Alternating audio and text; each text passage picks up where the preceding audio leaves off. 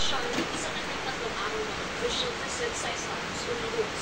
Ikot umaga ng luluban ng eroplanong mula ng Pangulo mula Villamar Air Base sa Pasay City, patungong Washington, D.C. Sa kanyang pre-departure speech, ikiniganap ni Marcos Jr. na siya ang kaunahang head of state mula sa Association of Southeast Asian Nations o ASEAN na bibisita para ipagtulong kay Trump mula ng kapatid ng Pangulo ng Estados Unidos ngayong taon.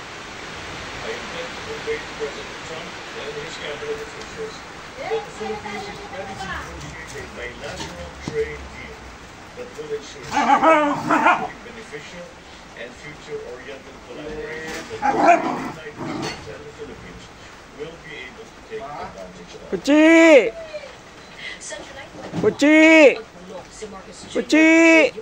Ay, galingan! Alam na alam ang pangalan niya. Puchi! Puchi! Ah, galing ah. Isa sa mga inaabangan ang magiging resulta ng negosasyon sa 20% tariff na ipinatong ni Trump sa ilang Philippine exports simula Agosto. We will see how much progress we Ano, can Puchi? make when it Ah, comes to the Puchi!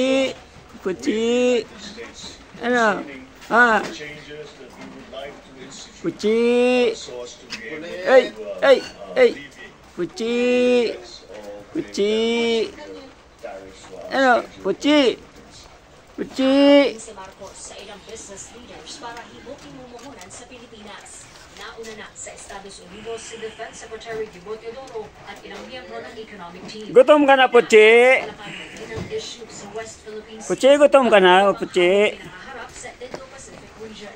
Hindi naman mabibisita ng Pangulo ang Filipino community sa Estados Unidos dahil kakapusin na umano sa oras. Itinalaga naman bilang Governor Oh, naghahanap na ng pagkain, oh. Secretary Lucas Punta na dyan sa kusina. Secretary Crispin Boying Damuda, Puchi! Agrarian Reform Secretary Conrado Estrella, Puchi! Hardy Delgado, ABS-CBN News. Puchi! Galing.